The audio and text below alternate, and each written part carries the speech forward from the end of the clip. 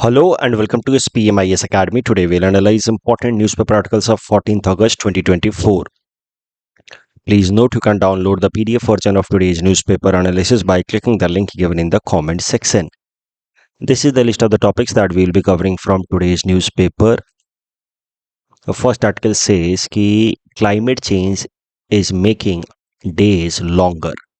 तो climate change के कारण धीरे धीरे जो हमारा दिन है पूरा एक दिन 24 घंटे का वो उससे थोड़ा लंबा हो रहा है। देखते हैं ये क्या पूरा मामला है।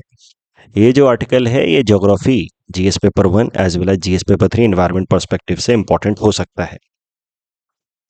तो साइंटिस्ट्स ने हाल फिलहाल में एनवायरमेंटल साइंटिस्ट ने हाल फिलहाल में ये कंक्लूड किया है कि क्लाइमेट चेंज के कारण होने वाला जो ग्लोबल वार्मिंग है उससे जो पोलर रीजन के आइस शीट्स हैं वो जल्दी जल्दी मेल्ट हो रहे हैं और वो आइस जब मेल्ट होकर के वाटर में कन्वर्ट हो रहा है तो that water is getting accumulated near the equator region और इस कारण से अर्थ इक्वेटर के पास थोड़ा और बल्ज आउट हो रहा है। वैसे ही अगर आपको आपने बेसिक ज्योग्राफी पढ़ी है तो आपको पता होगा कि our earth is not complete sphere, एक परफेक्ट स्फीयर तो है नहीं, वो वैसे भी पोल्स के अराउंड थोड़ा सा फ्लैटेंड है और इक्वेटर के अराउंड थोड़ा सा बल्ज्ड है, मतलब निकला हुआ है। और ये जो बल्जिंग है अर्थ की अराउंड द इक्वेटर वो और ज़्यादा बढ़ जाएगी बिकॉज ऑफ ग्लोबल वार्मिंग, उसके कारण होने वाले melting of the glaciers near the poles. वो पानी में कन्वर्ट होगा, वो पानी गर्म पानी धीरे धीरे पोलर रीजन से इक्वेटर की तरफ ट्रैवल करेगा और यहाँ इकट्ठा होता रहेगा and that will lead to further bulging out of the earth around the equator. और जब अर्थ इक्वेटर के अराउंड थोड़ा और बल्ज आउट करेगा मतलब और ज़्यादा बाहर की तरफ वो एक्सपैंड होगा नियर द इक्वेटर, तो इस कारण से हमारा जो दिन का समय है जो अभी 24 घंटे है वो धीरे धीरे बढ़ना शुरू हो जाएगा।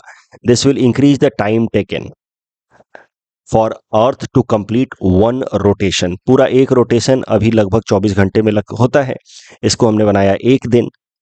अभी वो जो पूरा का पूरा एक रोटेशन है उसके लिए थोड़ा सा टाइम ज़्यादा लगेगा और जब एक रोटेशन कंप्लीट करने में टाइम ज़्यादा लगेगा तो that is how our day will get longer. क्यों ज़्यादा लगेगा वो हम अभी देखेंगे। उसके पीछे कारण बताया जा रहा है कंजर्वेशन ऑफ एंगुलर मोमेंटम, जो फिजिक्स का कॉन्सेप्ट है, अगले पेज पे देखेंगे।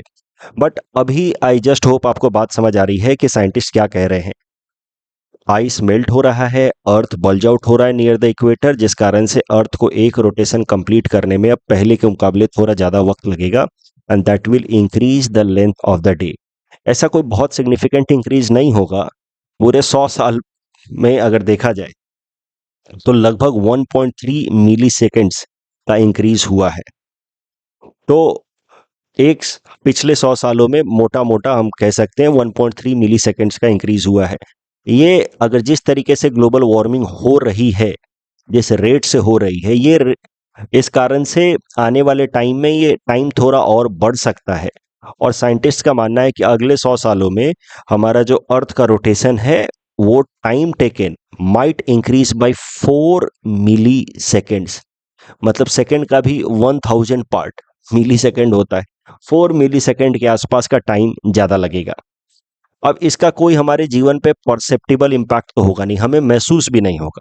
सो this difference is going to be imperceptible. But इसका इम्पैक्ट किन किन सिस्टम्स पे पड़ सकता है?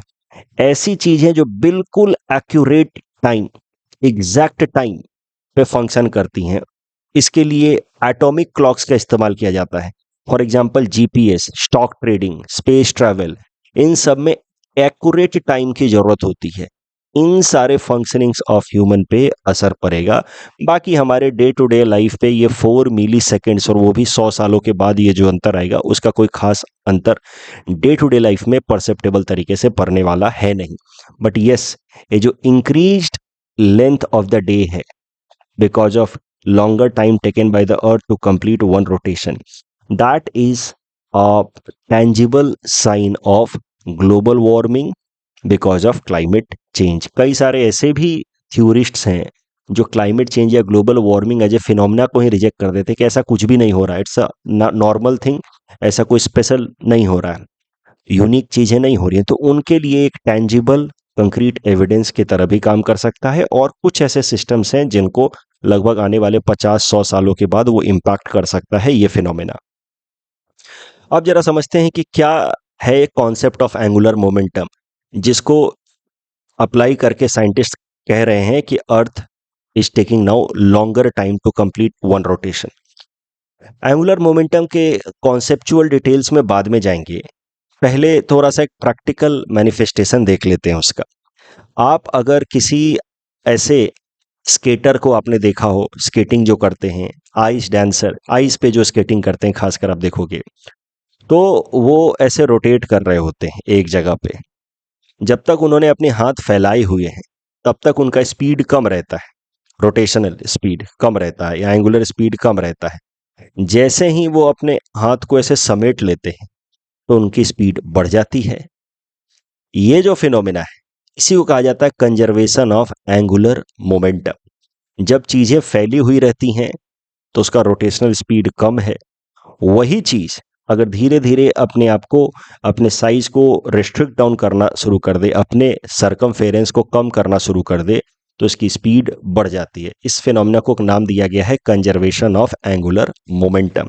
इसके पीछे के फिजिक्स है, जैसे आपने न्यूटन्स लॉ ऑफ मोशन पढ़ा होगा, तो न्यूटन कहते हैं कि अगर कोई चीज चल रही है तो चलती रहेगी, या रुकी है तो रुकी रहेगी, अनटिल एंड अनलेस उस पर कोई एक्सटर्नल फोर्स लगाया जाए।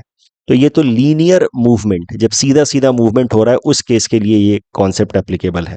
बट यही कॉन्सेप्ट को अप्लाई किया जा सकता है फॉर एंगुलर मूवमेंट ऑल्सो। जब कोई चीज एंगल में मूव कर रही है उस केस में उसके ऊपर जो फोर्स लगाया जा सकता है उसको कहा जाता है टॉर्क। टॉर्क मतलब जैसे ये चीज गोल गोल घूम रही है तो इसके ऐसे टेंजेंट की तरफ एक फोर्स लगाया जाए, force along the tangent is known as torque. तो अगर कोई चीज गोल गोल घूम रही है और उस पर कोई भी एक्सटर्नल टॉर्क ना लगे, मतलब टेंजेंशियल डायरेक्शन में फोर्स ना लगे, तो वो चीज की एंगुलर मोमेंटम कंजर्व रहेगी।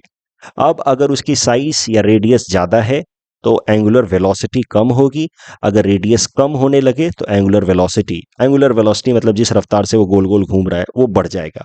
यही फिनोमिना है the conservation of angular momentum. ध्यान दीजिए my dear students, civil services में जो साइंस पूछा जाता है प्रीलिम्स में, उसमें वो ज्यादा फोकस करते हैं on observational things rather than getting into too much technicalities. इसीलिए आपको एंगुलर मोमेंटम ऐसे टेक्निकलिटीज में बहुत ज्यादा नहीं जाना है कि टॉर्क लग रहा है, मोमेंटम कंजर्व हो रहा है, ये छोड़िए। आपसे बस ये, आपको बस ऑब्जर्व करना है कि जो स्केटर है, एक बार यूट्यूब पे कोई वीडियो भी लगा करके देख लीजिए आप। स्केटर है, जब तक हाथ फैलाए हुए हैं उसने तब तक उसकी स्पीड कम है, जैसे ही वो हाथ समेट लेती है उसकी स्पीड बढ़ जाती है, जबकि एक्सटर्नल कोई भी फोर्स नहीं लगा उसके ऊपर, तब भी उसकी स्पीड बढ़ जा रही है। This is happening because of conservation of angular momentum. जो पहले उसकी एंगुलर मोमेंटम थी वो बाद में भी है, बट बाद में चूंकि उसका रेडियस कम हो गया तो स्पीड, एंगुलर स्पीड बढ़ गया। यही हो रहा है अर्थ के साथ। साइंटिस्ट का कहना है चूंकि Earth will spread out, it will bulge out along the equator, and that is why its rotational speed will slow down. And because of that, the time taken to complete one rotation will be slightly longer. The concept of angular momentum is conservation of angular momentum is being used. इस topic के basis पे ये prelims practice question हमने आपको दे रखा है। Please attempt this question and submit the answer in the comment section. The next article is about insolvency and bankruptcy code. This topic is important from our syllabus GS paper 3 Indian economy point of view.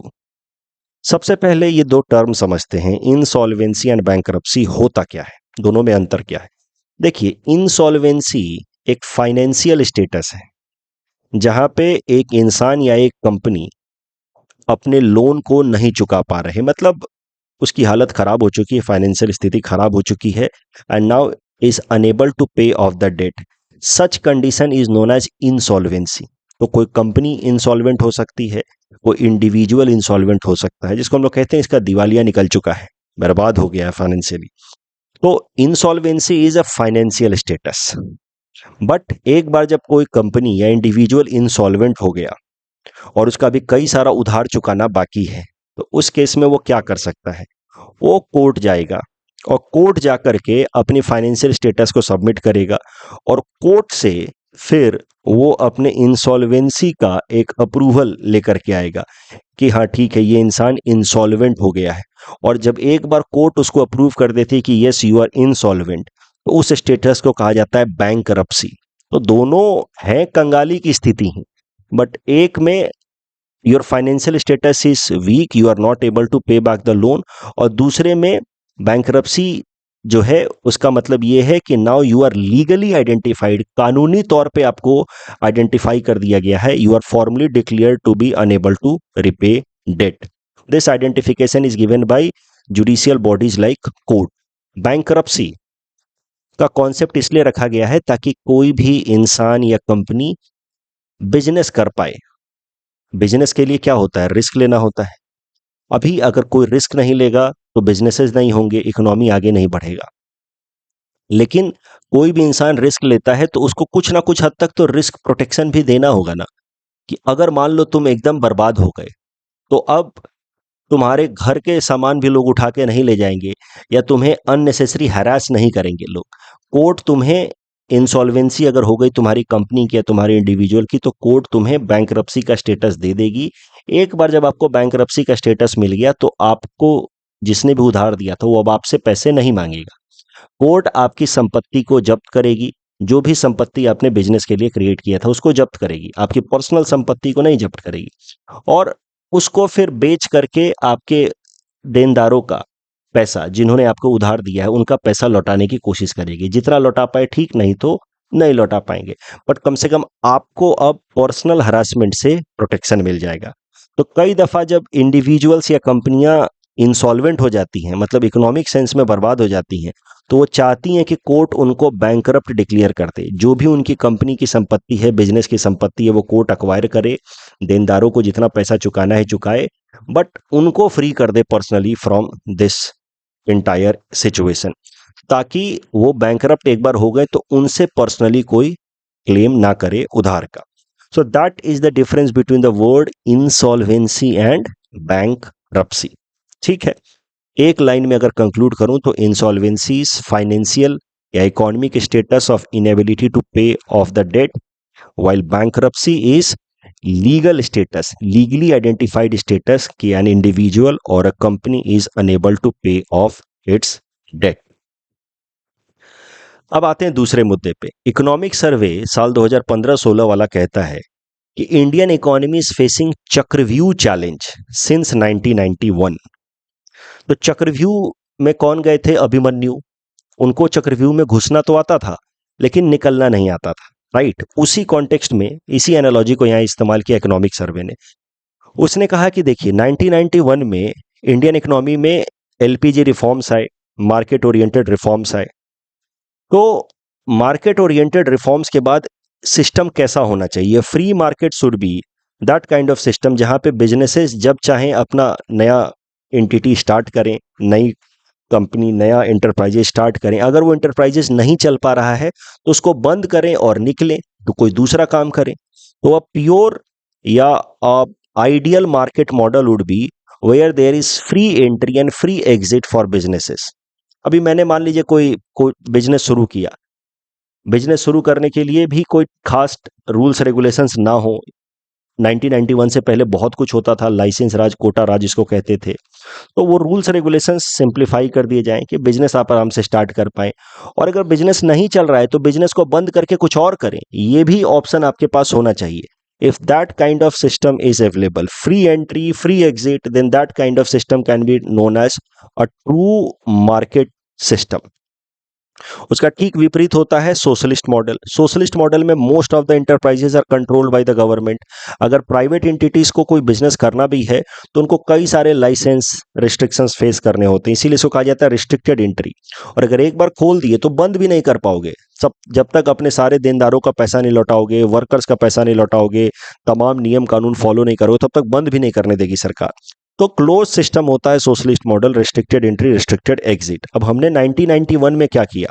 LPG reforms लिए, यानी कि market oriented reforms लाए और licence राज, कोटा राज वाले problems को address किया। यानी कि अब बिजनेसेस खोलना आसान है हमारे देश के अंदर, फ्री एंट्री है। बट आज भी बिजनेसेस को बंद करना काफी कठिन है। एक बार अगर आपका बिजनेस नहीं चल रहा है तो उसको अगर आप बंद करना चाह रहे हैं तो आपको कई सारे नियम फॉलो करने होंगे। आपको कोर्ट जाना होगा, कोर्ट जाकर के बैंकरप्सी सर्टिफिकेट लेना होगा, और उसमें काफी सारा वक्त लग जाता है। और कोर्ट है, जुडिशियल प्रोसेसेस डिलेज हैं, बैंकरप्सी के कानून जो हैं वो काफी कॉम्प्लेक्स हुआ करते थे, तो इसी कारण से बिजनेसेस को बंद करना काफी कठिन हो जाता था। तो इसी प्रॉब्लम को इकोनॉमिक सर्वे ने कहा कि this problem is Chakravyuh challenge, where Indian businesses are facing a scenario of free entry but restricted exit. दूसरे शब्दों में कहें तो एंट्री विदाउट एग्जिट। जैसे अभिमन्यु चक्रव्यूह में घुस तो गए लेकिन उनको निकलना नहीं आता था, वैसे ही बिजनेस स्टार्ट करना तो आसान है लेकिन बंद करने में आपकी हालत बिगड़ जाएगी अगर वो नहीं चला तो इसी चीज को समझते हैं एक बार इस इमेज की मदद से। मान लीजिए कि ये इंसान है, या मैं हूं, या आप हैं, जिसने कंपनी स्टार्ट की ए। उसने कुछ लोगों से उधार लिया। कंपनी स्टार्ट करने के लिए बैंक से या अलग अलग फाइनेंशियल इंस्टीट्यूशन से या इंडिविजुअल से इंसान उधार लेता है, पैसा लेकर के बिजनेस चलाता है। अब मान लीजिए कि इंसान उधार नहीं लौटा पा रहा है, यानी कि इंसॉल्वेंट हो गया, तो उस केस में जाएगा कोर्ट कि साहब हमको बैंकरप्ट डिक्लेयर कर दो। अब कोर्ट आपके प्रॉपर्टी को जब्त करेगी, फिर कोर्ट के निगरानी में वो प्रॉपर्टी सेल ऑफ किया जाएगा, इन लोगों को पैसा वापस दिया जाएगा, तब जाकर के आपको बैंकरप्सी का सर्टिफिकेट मिलेगा। इस पूरे प्रोसेस में कोर्ट में तो आपको ऑलरेडी पता है कि जुडिशियल डिलेज के प्रॉब्लम्स होते हैं, तारीख पे तारीख प्रॉब्लम है, जो इकोनॉमिक सर्वे ने 2018 में आइडेंटिफाई किया। तो कोर्ट में because of excessive judicial delay लगभग on an average, economic survey 2015 ने आइडेंटिफाई किया कि भारत के अंदर ये प्रोसेस जिसको कहा जाता है लिक्विडेशन प्रोसेस, जहां कंपनी के एसेट्स को बेच करके लिक्विड में कन्वर्ट कर दिया गया, यानी कि कैश में कन्वर्ट करके पैसे वापस किए गए, लिक्विडेशन प्रोसेस में ऑन एन एवरेज 4.3 ईयर्स लगते हैं। That is Chakravyuh challenge. जबकि वहीं यूएस में चले जाएं, आप यूरोपियन कंट्रीज में चले जाएं, वेस्टर्न यूरोपियन कंट्रीज में, तो ये काम 6 से 9 महीने में खत्म हो जाता है। तो ये है चक्रव्यूह चैलेंज। अब चक्रव्यूह चैलेंज से समस्या क्या होती है? अब ये कंपनी जब तक बिकेगी नहीं और पैसा वापस दिया नहीं जाएगा तब तक बैंक्स, मेनली ये लोग कौन है, बैंक्स हैं जो कंपनी को पैसा देते हैं, इनका पैसा फंसा हुआ रहता है। तो इसका मतलब बैंक्स का एनपीए, नॉन परफॉर्मिंग एसेट, बढ़ता है। बैंक ने जो भी उधार दिया आपको, अगर उस पर 90 दिनों से ज्यादा डिले हो गया with respect to the return in form of principal repayment and interest repayment, अगर नहीं आता है 90 दिनों से ज्यादा, तो उसको हम लोग कहते हैं नॉन परफॉर्मिंग एसेट। 4.5 साल तक अगर डिले हो रहा है पैसा वापस देने में, क्योंकि कोर्ट अक्वायर करेगी, अपने निगरानी में बिचवाएगी प्रॉपर्टी को, फिर पैसा रिकवर करके आपको दिलवाएगी, 4.5 साल लग रहा है, तो बैंक्स का एनपीए बढ़ रहा है। उसके साथ ही साथ ये कंपनी जो अभी लिक्विडेशन प्रोसेस में है, वो कंपनी तो खाली रहेगी। वहां के वर्कर्स भी अभी इंतजार करेंगे कि कंपनी दोबारा स्टार्ट होगी, कि बिकेगी। इसके लिए वर्कर्स भी इंतजार कर रहे होंगे कि हम दूसरे कंपनी में नौकरी ले लेंगे तो इस कंपनी में जो हमारा सैलरी बकाया है वो नहीं मिलेगा। तो इस कारण से वर्कर्स भी इंतजार करते हैं, बिल्डिंग्स भी खाली पड़ी रहती है, जो मशीनें लगी हैं वो भी अनयूज्ड रहती हैं। तो इस कारण से आप कह सकते हैं कि ओवरऑल जो फैक्टर्स ऑफ प्रोडक्शन है उसका वेस्टेज हो रहा है। 4.5 साल तक वो बेकार पड़ी रहती हैं, और non performing asset of banks भी बढ़ता रहता है। जैसे हमारे यहाँ पे हिंदुस्तान पेपर कॉर्पोरेशन का जो मिल्स था, और 10 साल लग गया उस प्रोसेस को लिक्विडेट कराने में, उनको लिक्विडेट कराने में। अब उसको, उसके जगह पे हम असम की सरकार वहां पे सैटेलाइट सिटी लेकर के आ रही है ताकि गुवाहाटी का कुछ बर्डन कम हो। अगर सोचिए ये काम जल्दी से हो जाता, 6 महीने 1 साल में हो जाता, तो अभी तक वो सैटेलाइट सिटी बन के तैयार भी हो जाता। तो ये जो जुडिशियल डिले हैं, that is the main reason behind Chakravyuh challenge. इसी को डील करने के लिए लाया गया साल 2016 में भारत सरकार द्वारा एक नया प्रोविजन, इसको कहा गया इंसॉल्वेंसी एंड बैंकरप्सी कोड, जिसके अंतर्गत नियम बनाया गया कि अब ये जो लोग हैं जिन्होंने उस कंपनी को उधार दिया है, ये लोग, इनको कहा जाता है क्रेडिटर्स कमिटी। जिन लोगों ने मिल करके उधार दिया है कंपनी को, उनके ग्रुप को कहा जाएगा क्रेडिटर्स कमिटी। जितने लोगों ने भी उधार दिया है, टोटल उधार का 75% उधार देने वाले लोग अगर एक साथ इकट्ठा हो जाएं तो हो जाता है क्रेडिटर्स कमेटी। अब वो क्रेडिटर्स कमेटी क्या है कि कोर्ट में नहीं जाएगा, वो जाएगा एक स्पेशल एडजुडिकेटरी बॉडी में, नेशनल कंपनी लॉ ट्रिब्यूनल में। तो आपको पता है कि tribunals are special adjudicatory bodies that are created for specific purpose in order to resolve some specific disputes. तो ये लोग अब जाएंगे ट्रिब्यूनल में, और ट्रिब्यूनल में जाकर के एक नोटिस भेजवाया जाएगा इस इंसॉल्वेंट इंसान को कि हमारा पैसा दो तुम। 10 दिन के अंदर अगर वो पैसा दे देता है तो ठीक, नहीं तो 10 दिन के बाद, नोटिस भिजवाने के 10 दिन के बाद रिजोल्यूशन प्रोसेस स्टार्ट होगा। रिजोल्यूशन प्रोसेस कुछ इस तरीके का होगा। ये है कंपनी, ये उसका ओनर, ये है क्रेडिटर्स, इन्होंने दिया था इस कंपनी को पैसा। अब ये लोग जाएंगे नेशनल कंपनी लॉ ट्रिब्यूनल के पास, बोलेंगे कि साहब ये हमारा पैसा नहीं दे रहा, इसको 10 दिन का नोटिस दिया जाएगा। उसके बाद भी पैसा नहीं दिया तो कंपनी का कंट्रोल दे दिया जाएगा क्रेडिटर्स को, क्रेडिटर्स के ग्रुप को, इसको कहा जाता है क्रेडिटर्स कमिटी।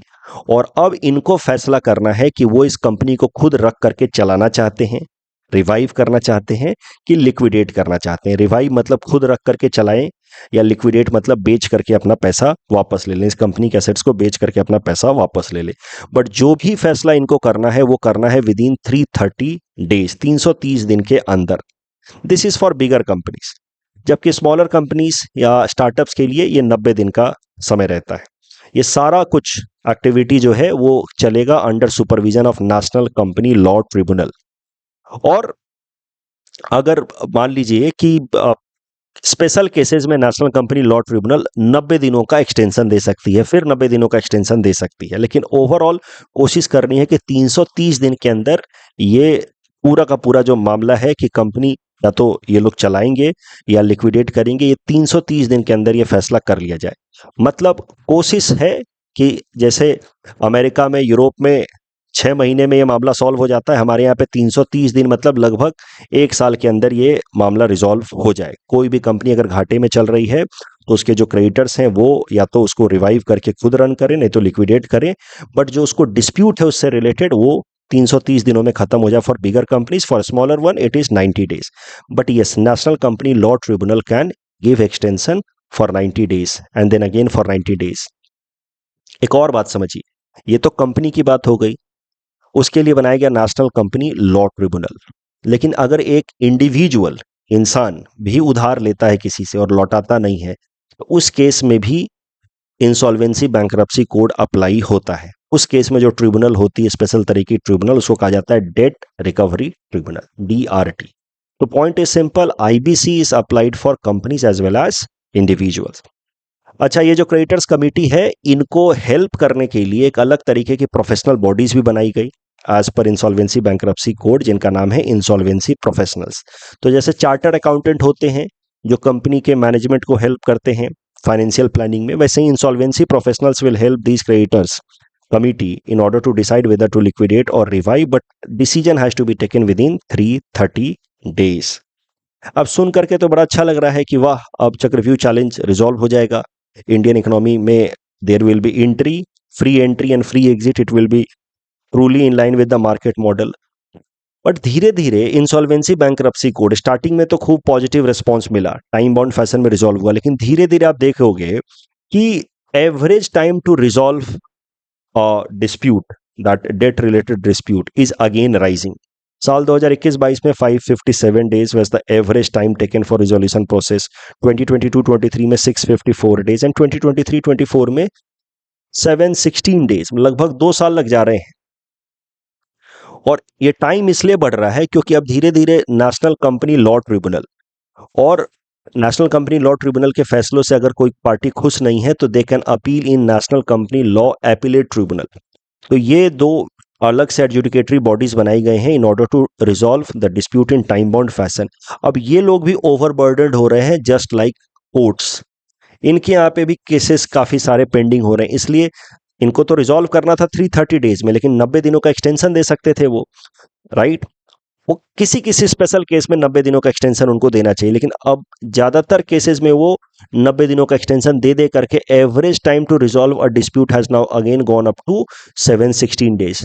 तो अगेन हम पुराने चक्रव्यूह चैलेंज पे लौट रहे हैं। Why? Because NCLT and NCLAT, company law tribunal and appellate tribunals, are overburdened, infrastructure poor है, अंडर स्टाफ्ड है, सिस्टम उनका ठीक नहीं है, डिजिटलाइजेशन नहीं है। ये कारण से भी इंसॉल्वेंसी बैंक्रप्सी कोड स्टार्टिंग में तो इफेक्टिव हुआ, लेकिन धीरे धीरे वो भी pendency and burden of cases face कर रहा है and returning back to the original problem of Chakravyuh challenge. इस टॉपिक के बेसिस पे प्रीलिम्स प्रैक्टिस क्वेश्चन हमने आपको दिया है। Please attempt this question and submit the answer in the comment section. ये मेंस क्वेश्चन है 15 मार्कर का, यूपीएससी में ऐसा पूछा जा सकता है, APSC में पूछा जा सकता है। आपको मैंने पूरा हिंट्स भी लिख करके दिया है। इस डिस्कशन के बेसिस पे आप ये आंसर आराम से अटेम्प्ट कर सकते हैं, but if you find difficulty please read the answer and then attempt it. Next article is about law with respect to ballast water. This topic is important from our syllabus GS paper 3 environment point of view. होता क्या है ballast water, समझते हैं. देखिए, कोई भी एक बड़ा सा सिप है अगर, तो वो अपने बेस वाले एरिया में थोड़ा सा पानी भर करके रखता है. इस रीजन को कहा जाता है बलास्ट रीजन, जहां पे पानी भर के रखा जा सकता है, और जो पानी भरा जाता है उसको कहा जाता है बलास्ट वाटर. पानी इसलिए भर करके रखा जाता है ताकि सिप की स्टेबिलिटी और बैलेंस बना रहे, और ये पर्पस होता है बलास्ट वाटर का. लेकिन इसके कारण एक इन्वायरमेंटल प्रॉब्लम्स देखने को मिलती है. मान लीजिए कि अमेरिका से एक शिप चला, उसने वहां का पानी अपने बलास्ट में फिट किया, जिसको कहा गया बलास्ट वाटर. फिर भारत आया और भारत के किसी पोर्ट पे उसने बलास्ट वाटर रिलीज किया. अब वो बलास्ट वाटर के साथ साथ कई सारे ऐसे छोटे छोटे मरीन एनिमल्स एंड प्लांट्स भी आ जाते हैं. उसके अलावा मरीन पॉल्यूटेंट्स भी आ जाते हैं इस बलास्ट वाटर के साथ साथ. अब अमेरिका के इकोसिस्टम में तो वहां के वो नेटिव थे, इसलिए कोई प्रॉब्लम नहीं है. बट भारत के पोर्ट पे आकर के मान लीजिए कि इनको बलास्ट वाटर के थ्रू लाया गया और रिलीज कर दिया गया. अब भारत के मरीन इकोसिस्टम के लिए they are alien species. Alien मतलब नए, यहाँ के नेटिव नहीं है. अब some of the alien species are dangerous for the local ecosystem. ऐसे एलियन स्पीसीज को कहा जाता है invasive alien species, and they cause environmental damage. तो बलास्ट वाटर और उसके डिस्चार्ज को लेकर के भारत में कोई अलग से कानून नहीं है, बट उसके कारण धीरे धीरे कंसर्न्स आ रहे हैं, इन्वायरमेंटल कंसर्न्स. उसी से रिलेटेड ये आर्टिकल है. मैंने आपको बताया एलियन स्पीसीज क्या होता है, a species which is not native to a given ecosystem. और बलास्ट वाटर के कारण such species are transported from one place where they are native to another place where they are alien. अब not all alien species are invasive. कई तो बेचारे alien species नए ecosystem में जाते हैं तो मर जाते हैं, but some of them become destructive to the new ecosystem. They cause damage to the local ecosystem. Such species are known as invasive alien species. So Convention on Biodiversity has defined invasive alien species. Those species that threatens the local biodiversity. They may be animals, plants, fungi. They disrupt the local food chain. अब यही concern आ रहा है. अब देखेंगे तमिलनाडु का एक port है Kamarajar port. ये मेजर पोर्ट है. यहाँ पे अभी तमिलनाडु की वाटर रिसोर्स डिपार्टमेंट ने एक कंसर्न रेज किया है इन नेशनल ग्रीन ट्रिब्यूनल कि अमेरिका से, साउथ अमेरिका और नॉर्थ अमेरिका से कई सारे शिप्स जो बलास्ट वाटर लेकर के आते हैं, they are releasing such water causing introduction of mussels. Mussels इस तरीके के स्पीसीज होते हैं. These mussels are acting as an invasive species and causing damage to the marine ecosystem in this region. इस कारण से तमिलनाडु की वाटर रिसोर्स डिपार्टमेंट ने 160 करोड़ का रिक्वेस्ट किया है, डिमांड किया है सरकार की तरफ से, ताकि वो इस मूसल इन्वेसिव स्पीसीज से डील कर पाए अराउंड द कामराजर पोर्ट. तो that is a concern. Invasive alien species पे अगर कभी भी प्रश्न आ जाए या बलास्ट वाटर पे प्रश्न आ जाए तो ये सब चीजें आपको लिखनी है. कामराजर पोर्ट वाला इशू लिखना है. इन्वेसिव मुसल्स क्या होते हैं? They are a kind of molluscs. Molluscs are water bodies. Animals हैं, एक तरीके के छोटे छोटे एनिमल्स हैं. इनवर्टेब्रेट मतलब इनके खुद के स्पाइन नहीं होते हैं, but most of them they have soft bodies. But वो क्या करते हैं, अपने बॉडी के अराउंड वाटर से कैल्शियम कार्बोनेट इकट्ठा करके एक हार्ड सा सेल कलेक्ट कर लेते हैं. तो आप देखते हैं ना ऐसे एनिमल्स जिनके अराउंड सेल बना रहता है व्हाइट कलर का या ऑफ वाइट कलर का, तो वो वाटर से कैल्शियम कार्बोनेट इकट्ठा करके अपने बॉडी के अराउंड सेल इकट्ठा कर लेते हैं. इनको कहा जाता है एक्सोस्केलेटन. इनके बॉडी के अंदर स्केलेटन नहीं है, बट बॉडी के अराउंड ये लोग कैल्शियम कार्बोनेट इकट्ठा करके एक बाहरी तरीके से अपना स्केलेटन बना लेते हैं. Invasive mussels are such kind of species only who are exoskeleton. इस टॉपिक के बेसिस पे प्रीलिम्स प्रैक्टिस क्वेश्चन हमने आपको दे रखा है. Please attempt this question and submit the answer in the comment section. The next article is about BSF overburden at Bangladesh border. This topic is important from our syllabus GS paper 3 internal security point of view.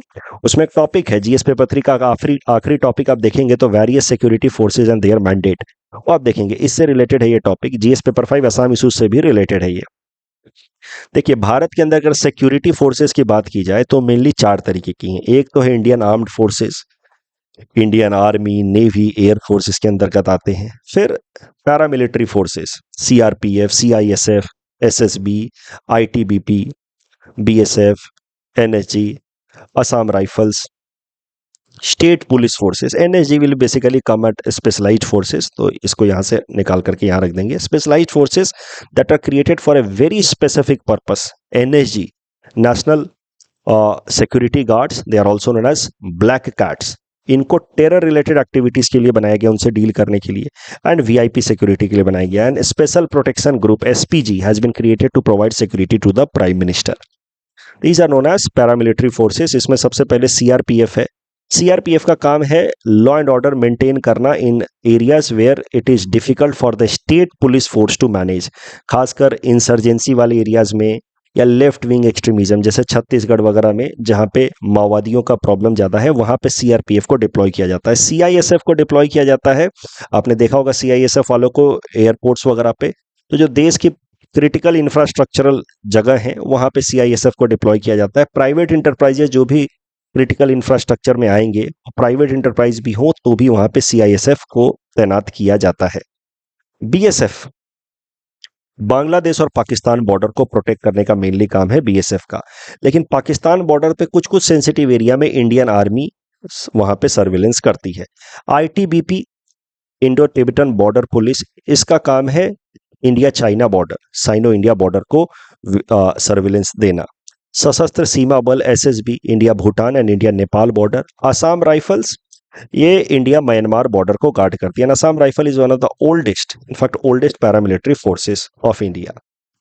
अभी Indian armed forces और paramilitary forces में अंतर क्या है? देखिए, paramilitary forces are kind of defensive forces. इनको normal circumstances में लगाया जाता है, जब गार्डिंग के लिए, पेट्रोलिंग के लिए, सर्विलेंस के लिए। लेकिन अगर लड़ाई शुरू हो गई तो फिर इंडियन आर्म्ड फोर्सेस को, नेवी, आर्मी और एयर फोर्स को लगाया जाता है, which are offensive forces deployed during war या ऑफेंस। तो that is the main difference between armed forces and paramilitary forces.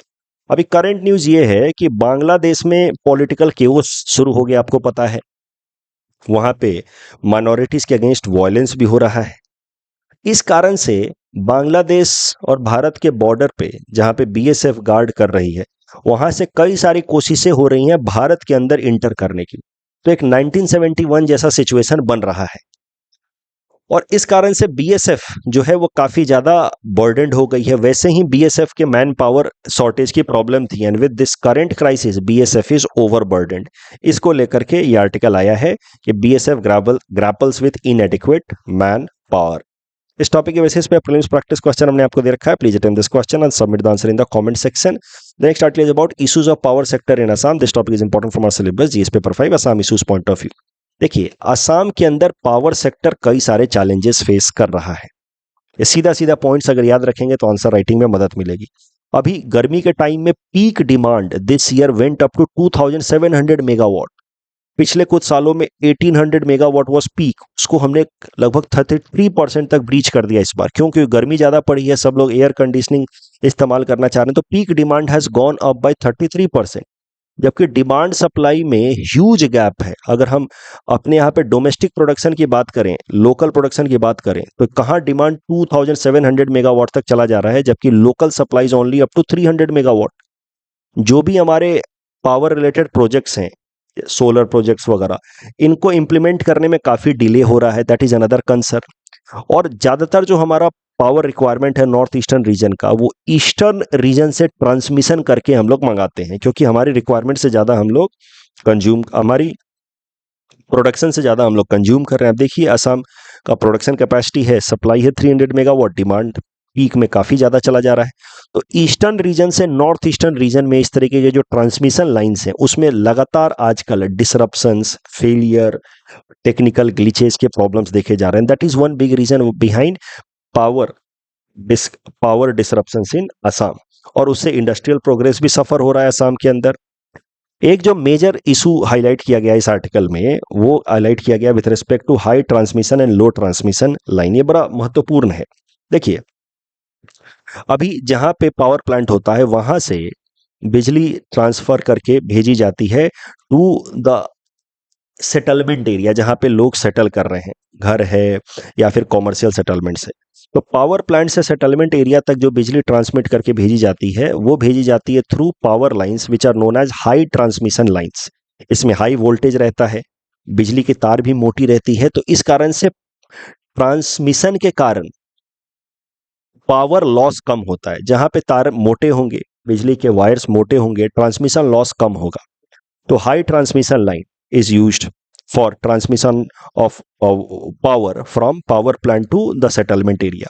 और फिर सेटलमेंट एरिया में लोकल ट्रांसफार्मर से अलग अलग एरियाज में लो ट्रांसमिशन लाइन के थ्रू वो इलेक्ट्रिसिटी सप्लाई की जाती है, जिसमें लो वोल्टेज रहता है, बट चूंकि वायर्स आर थिनर इसलिए यहाँ पे पावर लॉस ज्यादा होता है। अब हमारे असम के अंदर, वैसे तो ये प्रॉब्लम पूरे भारत में ही है, दिक्कत क्या है असम के अंदर खासकर कि अर्बन स्प्रॉल, यानी कि जहां तहां हमने घर बना लिया है, ठीक है, तो उस कारण से लो ट्रांसमिशन लाइंस ज्यादा हो गए हैं और इस कारण से पावर लॉसेस ज्यादा हो रहा है। आप समझ रहे हैं इस बात को?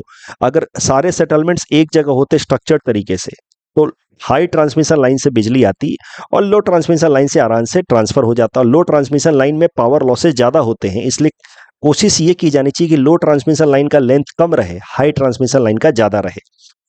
आइडियल रेशियो है हाई ट्रांसमिशन और लो ट्रांसमिशन के बीच का रेशियो होना चाहिए 1:3, मतलब 1 किलोमीटर अगर ये है तो इनका कंबाइंड लेंथ 3 किलोमीटर होना चाहिए, उससे ज्यादा नहीं होना चाहिए। लेकिन असम के अंदर 1:10 तक पहुंच चुका है।